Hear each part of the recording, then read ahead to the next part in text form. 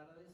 Es para mí un especial motivo de alegría estar hoy aquí, porque precisamente en este mismo recinto, en el año 2016, que parece ya un año de otra época, presenté aquí el primer libro de Isabel Marina, Acero en los labios. En ese tiempo ha cambiado su poesía. Yo creo que podríamos hablar un poco con el título de un libro de Luis Rosales, Diario de una resurrección o Diario de una metamorfosis. En esos años yo he asistido al crecimiento poético y personal, podríamos decir, de Isabel Marina, y estoy muy contento de haber asistido a esa trayectoria ascendente. Ella nos va a hablar de cómo ha cambiado su concepción de la poesía desde ese primer libro del 2016 hasta este del 2022. Lo que no ha cambiado es su amor por la poesía. Si hubiera que hacer un retrato, un perfil en un periódico de Isabel Marina, lo titularía Isabel Marina o la pasión por la poesía. Nunca he visto una persona con tanta pasión, con tanto amor por la poesía en general, por la poesía de todos los poetas y por la poesía como una manera de vivir y de interpretar el mundo. ¿Cuál es la diferencia que yo veo entre estos dos libros? Así, la fundamental es que en el primero, Acero en los labios, el poema era un poco una sucesión de imágenes. Encontraba un poco a faltar cierta coherencia estructural. Era una especie de chispazos, de iluminaciones. Tenía un cierto componente irracional. Y en este otro libro, hay otro en medio, en este libro ya los poemas tienen, yo diría que, argumento y misterio. Tienen argumento, pero no son poemas estrictamente narrativos, no cuentan una historia, pero sí aluden, tienen un componente anecdótico y luego le añaden un ambiente onírico, misterioso, o sea, que siga habiendo imágenes enigmáticas, sugerentes, pero ya no están como sueltas, no dan la impresión de que podían pasar de un poema a otro. Cada uno de ellos contribuye a convertir lo que podría ser una privada anécdota biográfica en un símbolo universal. En este libro quedan también claros los puntos de partida. Es un libro de la memoria, es un libro de las presencias, de las ausencias presentes, de ausencias muy presentes. Aparece el padre, la madre, el abuelo, la casa familiar, las habitaciones donde estaban, los lugares. Es un libro también de viajes, y el mundo externo ya no es un lugar, bosques, etcétera, o lugares generales. Aparece con su propio nombre el lugar. Aparece Biarritz, aparece Cefalù en Sicilia, aparece una plaza de Estocolmo, creo, aparece Niembro, más cercano, y aparece el Cabo Peñas, un bar allí que se convierte, que yo cuando lo veía pensaba en algún cuadro de Hopper, la desolación de los lugares turísticos ya abandonados en inviernos, y se convierte en símbolo, otro tipo de desolación interior. Aparece la música, escuchando a este compositor, escuchando a este otro. Y aparece sobre todo la poesía omnipresente, la poesía que es razón de vida, y la poesía que se define con una, y por aquí voy a empezar a preguntarle algo para ponerle algún apuro, con una frase que repite mucho Antonio Gamoneda, y que yo siempre, digo, bueno, según se mire. Un poema se titula La poesía no es literatura. La poesía no es literatura, Isabel Marina. Explícanos eso. A ver, yo tengo que decir que esa frase, bueno, lo primero, muchísimas gracias por estar aquí. Esa frase no es mía, esa frase es de Julio Beso. Y lo dijo en una tertulia en Gijón, me llamó mucho la atención y me inspiró el poema. Yo creo que la poesía estrictamente no es literatura, o es la parte más artística de la literatura, que se puede asimilar a la pintura, a la música, a la escultura, porque entran otros componentes también más emocionales, etc. Es un objeto artístico. No sé si estás de acuerdo. Bueno, tú se lo escucharías a Julio Beso, pero es una frase que Antonio Gamoneda ha repetido continuamente. La poesía no es literatura. Lo que ocurre es que la palabra literatura tiene varias acepciones. Hay un poema de Verlaine, una poética, que busca la música ante todo, el matiz y demás, etcétera, une lo preciso con lo impreciso, y termina, y todo lo demás es literatura. sea, que hay una concepción de literatura como equivalente a retórica. Sin literatura, o sea, sin retórica, sin adornos, sin retórica. Y en ese sentido, la poesía, en esa poesía puede decir que la gran literatura no es literatura, las obras maestras no son literatura. El Quijote no está haciendo virguerías estilísticas como hacían otros autores de la época, es otra cosa. Pero es un objeto artístico. Bueno, la poesía son palabras en principio, pero es que la poesía también es ambigua, porque no hablas solo de la poesía en el poema. La poesía para ti está también fuera del poema, ¿no? Sí. Absolutamente, la poesía está en todo, está en la vida y es una razón de vida. No tiene nada que ver con lo material, pero es un alimento bueno, pues espiritual que es absolutamente imprescindible para mí.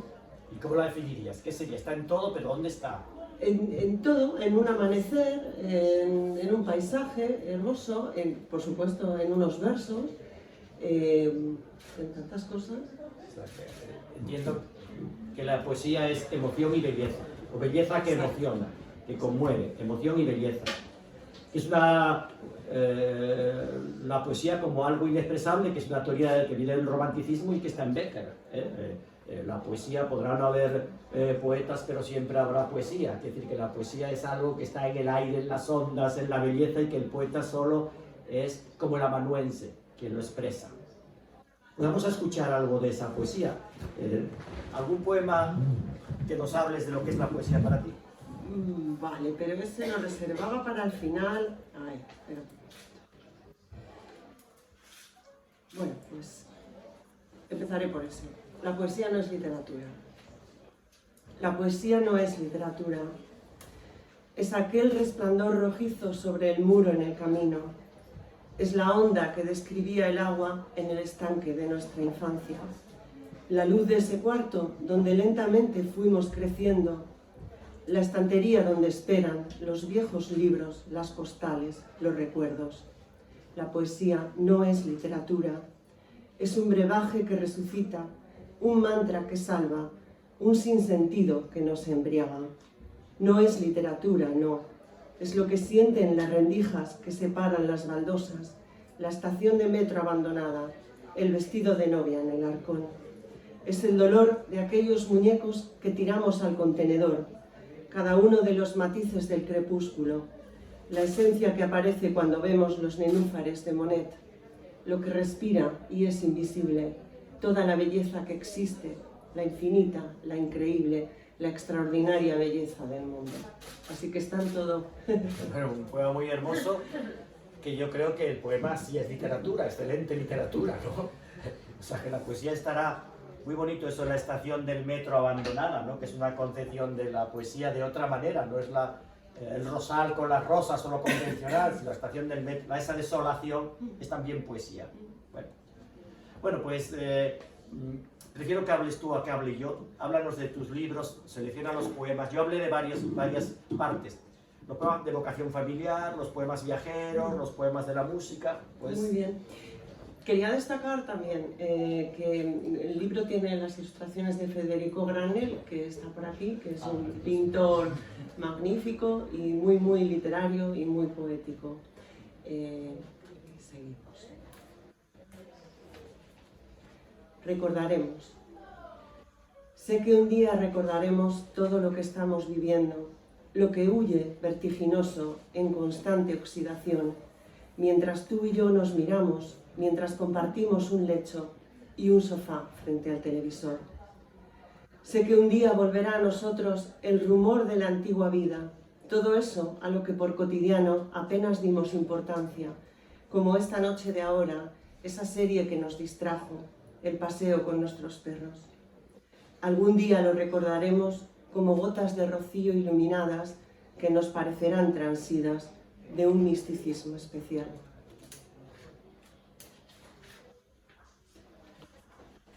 Mientras los tenga. Procuro sentarme en la orilla de una ráfaga de luz, mirando a la profundidad con unos ojos que insisten. Procuro sentarme frente al cierzo que arrebata, como entonces cuando era tan joven, cuando atravesaba el campus verdecido de la universidad. Aún recuerdo el almendro en flor frente al rectorado, las mañanas en el autobús por las calles nevadas. Procuro sentarme al borde de mis recuerdos para comprender al fin que esa es toda mi riqueza, que nada podrá ocurrirme mientras los tenga.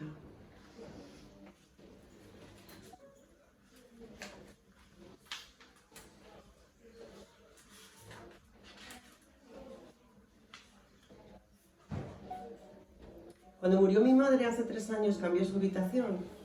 Cambié los muebles porque me entristecía y lo hice pronto.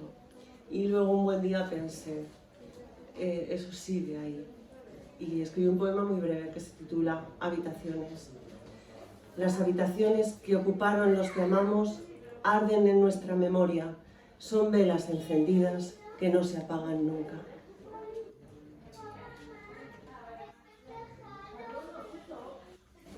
Danza del fuego. Suena la danza de falla y en nuestro interior arde un silencio parecido a la noche, a los sueños que se extinguieron hace tanto. Somos testigos de un pacto entre nuestra sangre y el olvido, de esas llanuras inmensas donde crece salvaje la melancolía. Somos la última floración de los restos del otoño. Llevamos adentro un mar sin orillas, melodía sin dueño, jóvenes amazonas que cabalgan en el crepúsculo. A medida que avanzamos, se hace más claro nuestro desconocimiento, los brillos de nuestra tristeza sobre el agua, los pequeños animales que habitan en las charcas. Escuchamos esa algarabía de los seres que dejaron de ser visibles, el sonido de lo inexistente. No regresaremos jamás al lugar de la partida, no podremos jamás beber la sal de nuestras lágrimas.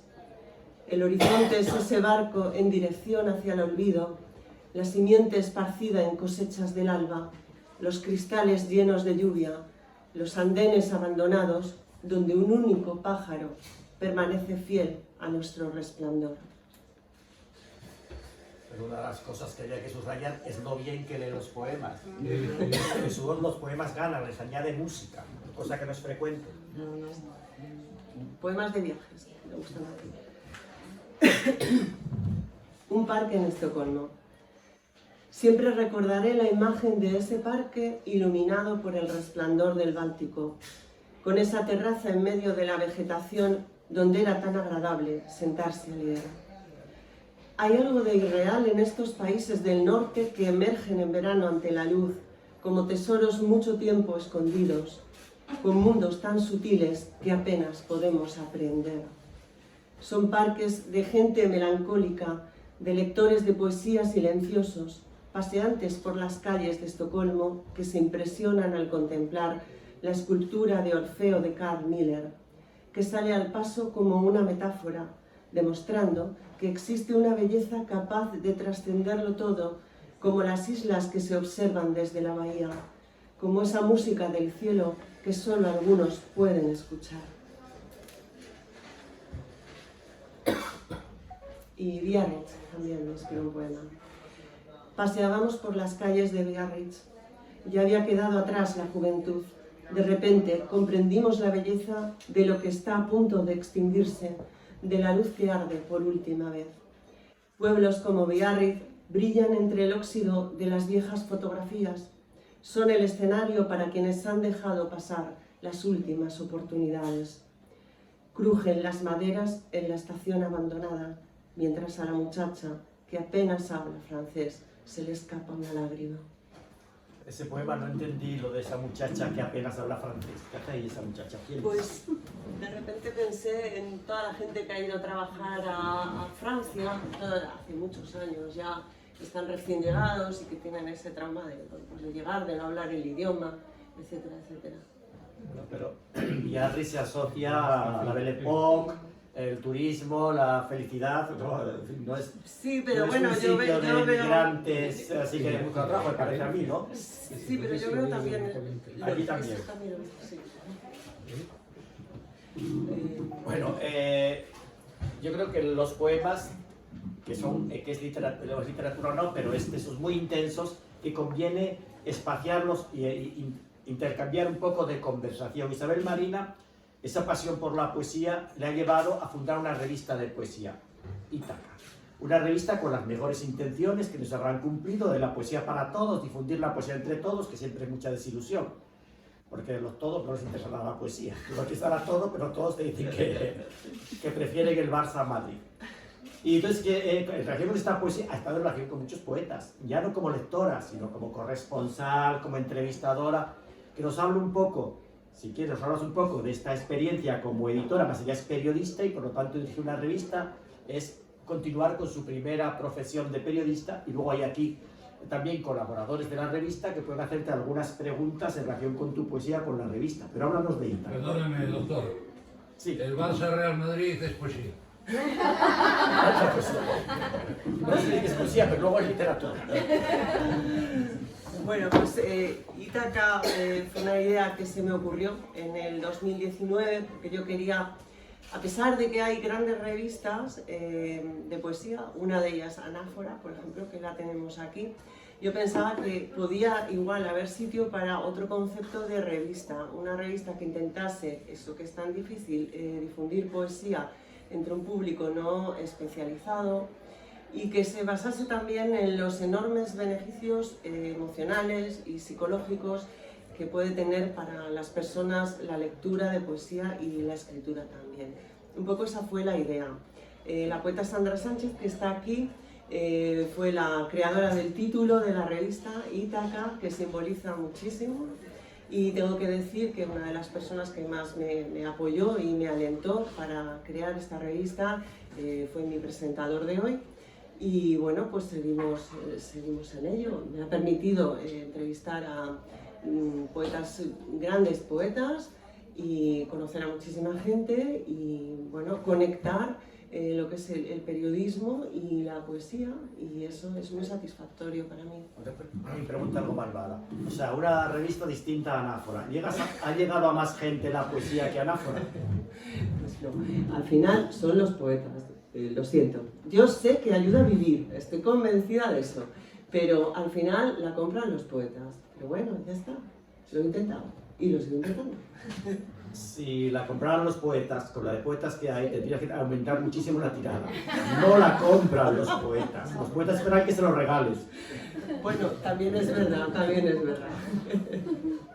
Bueno, ¿alguna pregunta de los colaboradores? Veo por ahí a Ángel Alonso, muy frecuente, Ángeles Carvajal y más gente. Yo tenía varias preguntas. En primer lugar, primero una pregunta, no una declaración. Yo leyendo tu libro me venían a la mente los cuadros de del Bauhaus. No sé si te conoces al pintor, si te gusta, porque es un pintor...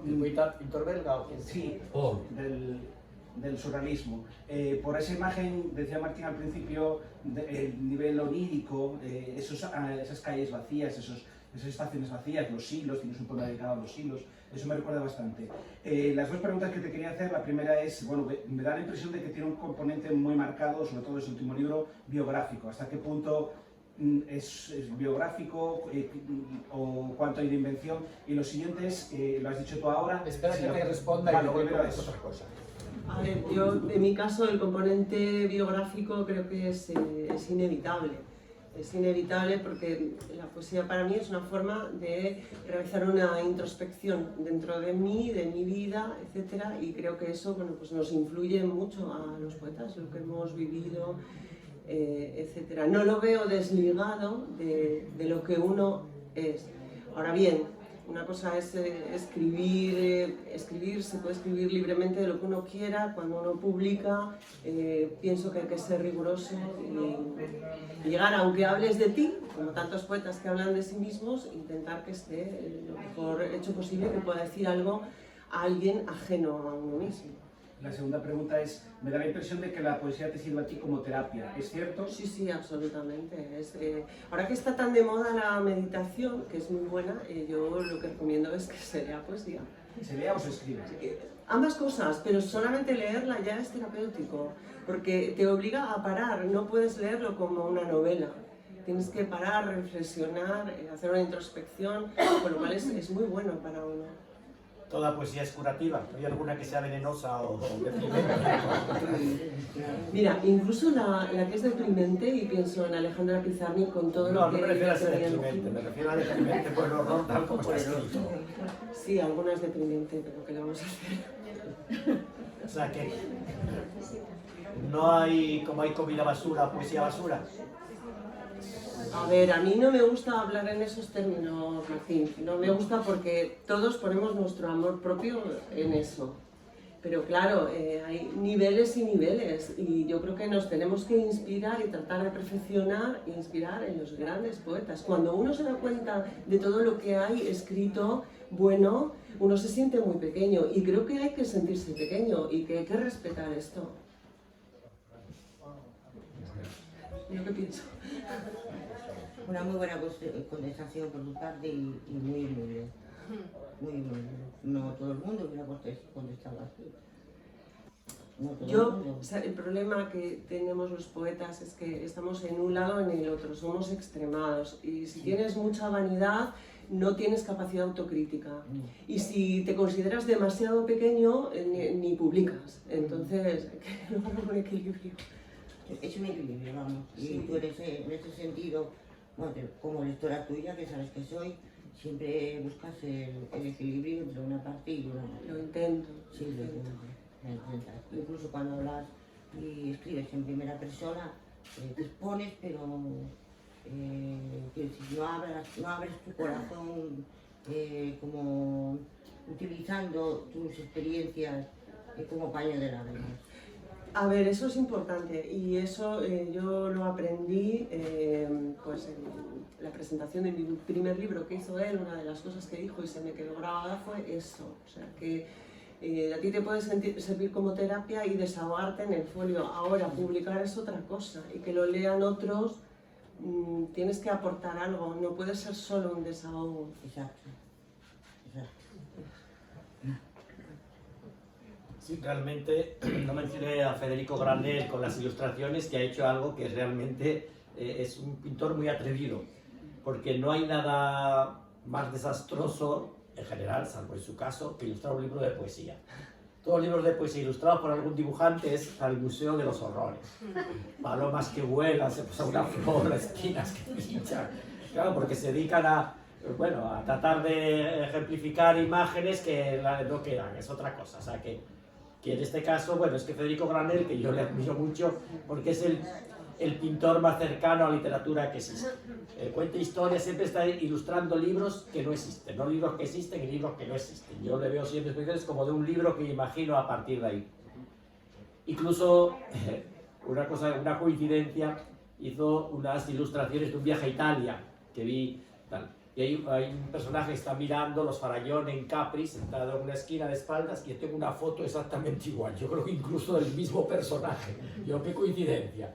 O sea, todos los sitios que pasaba y que miraba, tengo una mirada muy, muy similar. O sea, que ha sido un acierto escogerle como pintor, porque podía ser un desastre. En este caso no lo ha sido porque escogiste bien. Sí, es que yo había visto alguna exposición de Federico aquí en Oviedo y me había llamado mucho la atención lo poético de su obra y por eso se lo propuse. O literario. Sí, bueno, yo veía poesía, pero bueno. Y luego también estoy muy contenta de que el prólogo lo haya hecho Ángeles Carvajal, porque es una gran poeta que admiro El prólogo de los mucho. libros de poesía es como las ilustraciones de libros de poesía. En general, esto que quitamos lo que está presente, mejorando lo presente. Es el Museo de los Horrores.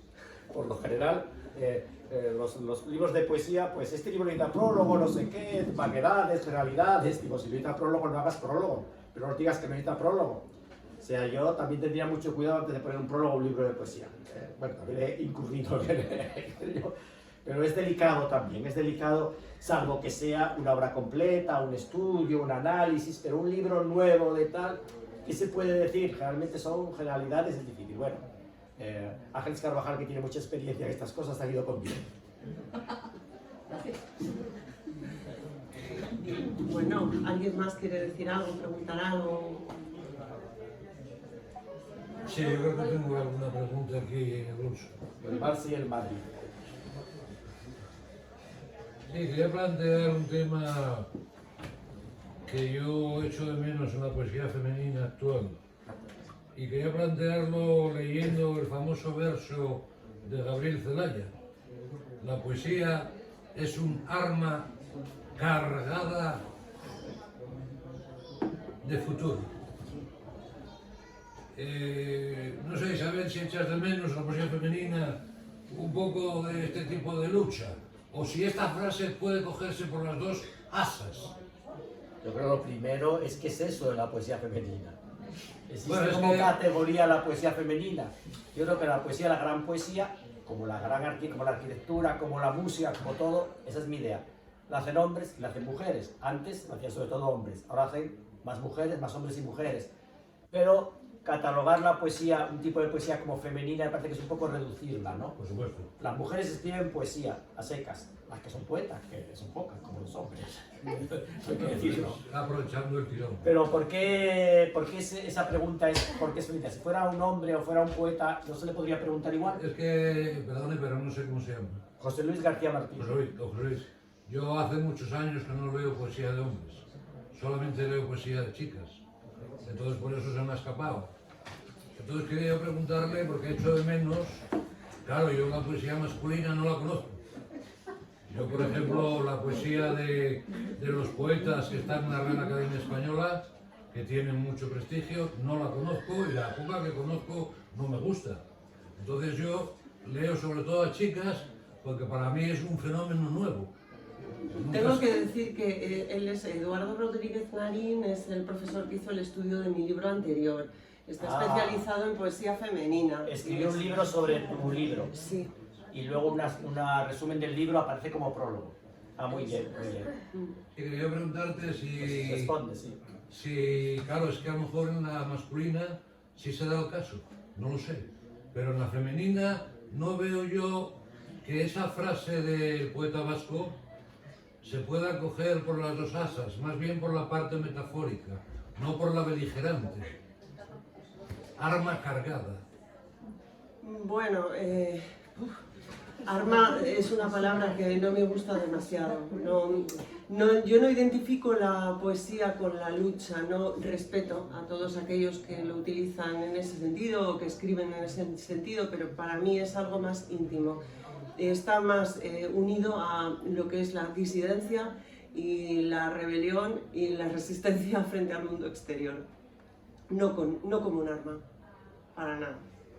Bueno, la palabra arma ahí, Isabel, también se puede coger por dos lados, es decir, tal vez el verso largo, porque normalmente la Rezalaya los hace muy largos, tal vez el verso largo podamos entenderlo como que tiene futuro en el sentido de que es algo que va, digamos, a beneficiar a la humanidad.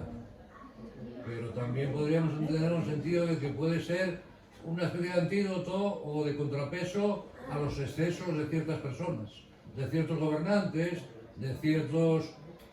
pero no haciéndolo de un modo, digamos, brutal, salvaje, hiperrealista. No, haciéndolo poéticamente, es decir, dándole calidad a la metáfora, dándole calidad a la imagen, etcétera, etcétera.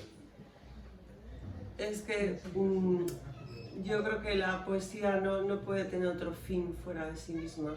Apoyar causas, por buenas que sean, por justas que sean. No creo en ese tipo de poesía. Perfecto. ¿Alguna otra pregunta? Sí, yo quería, al hilo de lo que este caballero, los poemas que tú escribes, los escribes porque eres tú, no porque eres mujer, me da la impresión. Y me da la impresión de que cualquiera de esos poemas, si el título, o sea, si en vez del autor fuera Isabel María, fuera Luis Antonio, valdrían exactamente igual. No creo que, no rastreo muchas referencias femeninas como está diciendo. Convencionalmente femeninas. No, yo tampoco creo en poesía de mujeres como tal. Yo quisiera hacerte una pregunta, Isabel. Dime. Antes has hablado del poder terapéutico de la poesía. ¿A ti te parece que la poesía puede llegar a unir a los poetas? Yo creo que los une. Muchos de ellos están aquí por eso.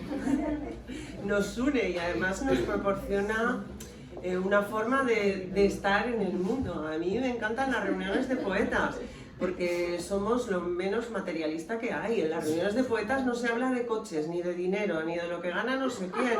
Es que, a ver, si tenemos una vanidad, nos peleamos por hacer el mejor verso, por ganar un premio, por ese tipo de cosas, pero es que es otro mundo, a mí me satisface. O sea, ¿tú crees que el poeta son buenas personas. Yo creo, Isabel Marina, que conoces, que contaba un escritor que él le gustaba mucho la música, veía los conciertos, veía a los músicos y veía que era gente especial, esa maravilla, que viajó con ese avión y no vio gente más que se odiaran unos a otros, más terrible, más todo lo contrario.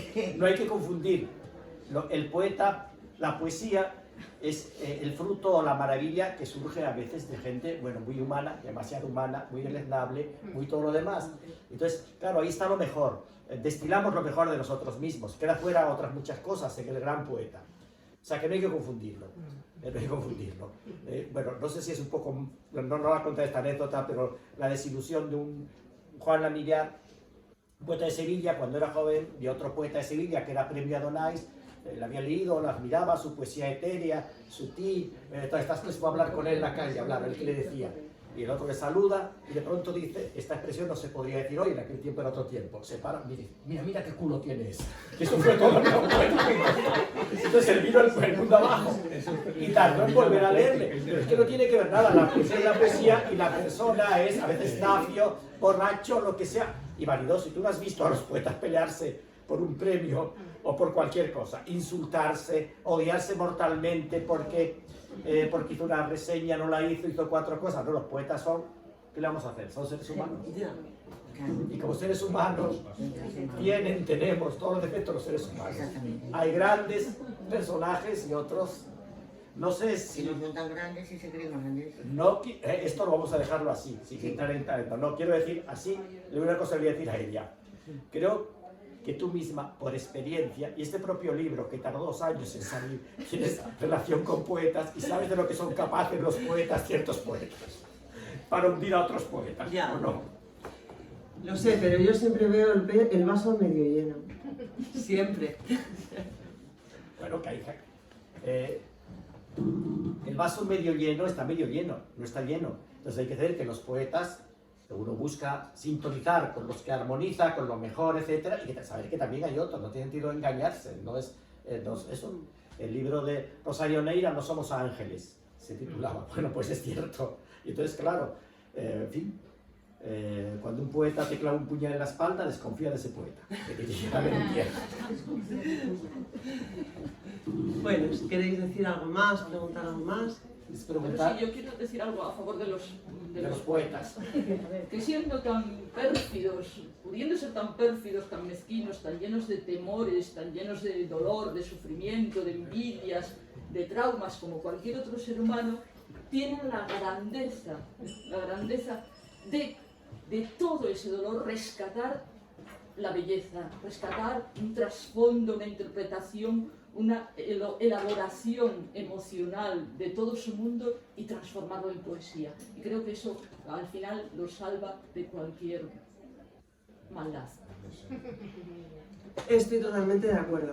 Y cuando lees a poetas como Alejandra Pizarnik, que tenían ese dolor tan enorme, que una persona que salía continuamente y entraba en psiquiátricos, etc. Y que ella, con esa oscuridad tan grande que tenía dentro, hizo esa obra de arte, que fue su obra, y nos dejó eso. Es que es como sublimar el dolor, hacer arte con eso, es algo grandioso, al alcance de muy pocos, claro. Bueno, pues si no hay preguntas, vamos a volver a los poemas y vamos a terminar la presentación leyendo los poemas que quieras. Y luego, después de la lectura de los poemas, la aplaudimos y queda aquí a disposición de ustedes para que les dedique los libros que deseen.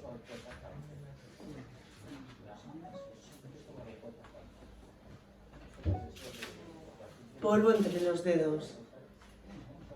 Es necesario respirar hondo para separar lo que creemos que somos de lo que somos realmente, porque este es un baile de sombras.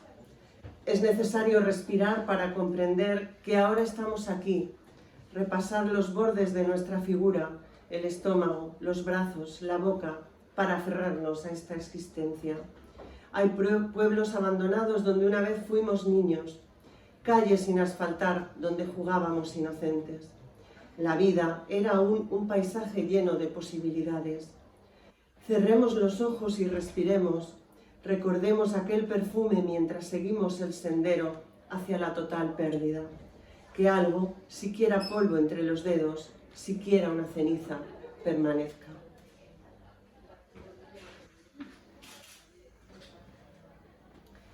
El poder de la ceniza. Quedará la pavesa en el sabor de aquel abrazo. Los anclajes del tiempo nos traerán el consuelo, la imploración, el silencio. De los rescoldos surgirán las aves y la música y las palabras que vuelan sobre nuestra piel envejecida. No sabemos del poder de esos restos, de esas fotos en el mueble, de esos recuerdos de los padres cuando ya han desaparecido. Cuando ellos se van, empieza nuestra cuenta atrás. Proyectamos la mirada hacia lo que hemos de vivir y más adelante hacia el rastro, aún ardiente, de nuestra ceniza.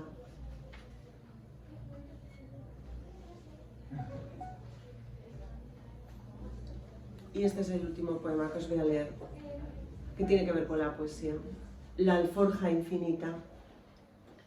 Materia de los sueños, agazapados en sarcófagos, moviéndose bajo el suelo de cada ciudad. El sueño es lo que conforta, lo que nos vuelve hacia lo irreal, como ese paseante entre las nubes de Caspar David Friedrich. Colmado el vaso de las pérdidas, siempre habrá una sombra que nos cobije bajo el sol. Centinelas solitarios, en los bolsillos llevamos las hojas de aquellos otoños, de aquellas otras épocas, 4 o 5 entradas de cine y el recuerdo de la comida que hacía nuestra madre. El sueño es la alforja infinita, la sublimación de la melancolía. Muchas gracias.